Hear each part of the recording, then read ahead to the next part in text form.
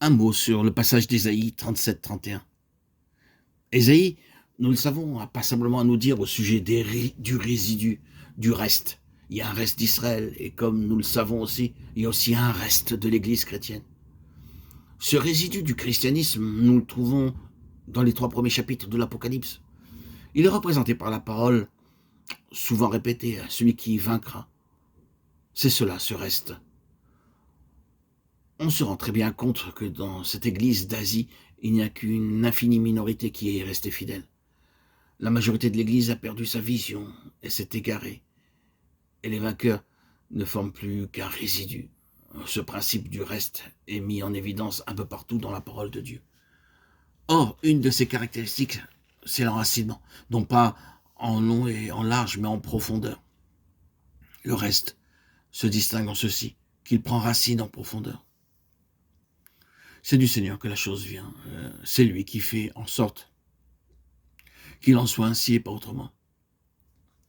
Il prend ses mesures dans sa providence et sa souveraineté pour que le reste ait des racines tellement résistantes que toutes les forces conjuguées de la terre et de l'enfer sont incapables de l'extirper.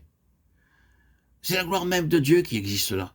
Il veut quelque chose qui soit capable de tenir tête à tous les assauts de l'enfer et à toutes les circonstances de la vie. Ce qu'il lui faut, c'est quelque chose qui ne puisse pas être emporté, qui ne puisse pas être remué, ni même ébranlé. À plus forte raison, qu'il ne puisse en aucun cas être déraciné. Le voilà, son reste, il faut qu'il l'ait, car c'est sa gloire qui est en jeu. Cela étant ainsi, il prendra avec lui toutes les mesures nécessaires pour l'avoir telle, avec ses racines en profondeur. Le but, naturellement, c'est du fruit par-dessus.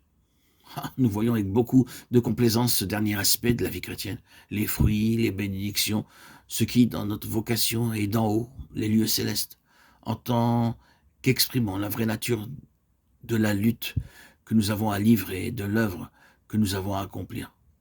En d'autres termes, nous regardons volontiers en haut, et notre attention se concentre facilement sur notre union avec Christ et sur la fécondité qui en découle pour notre vie.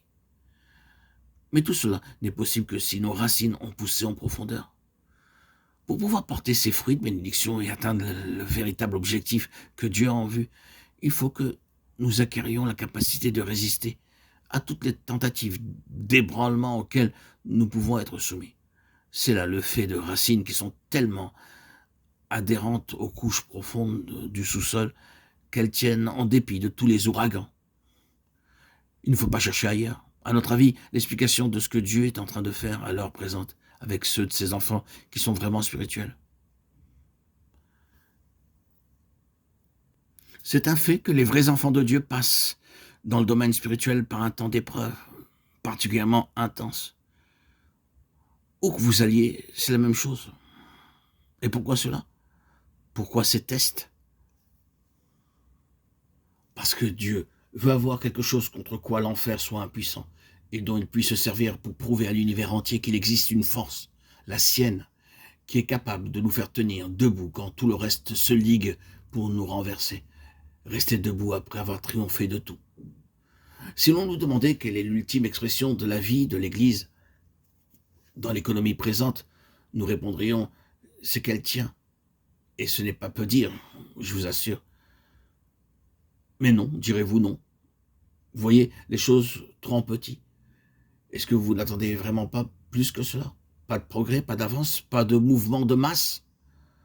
Pour finir, l'Église verra tout son travail lui être enlevé, et tout ce qu'elle pourra faire, c'est de tenir. Mais c'est cela qui sera sa victoire.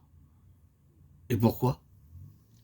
Eh bien, au cœur de l'épreuve et de l'adversité, quand autour de vous, tout est emporté par la tourmente, quand l'atmosphère est sombre, inexplicable, quand Dieu lui-même semble absent, inexistant,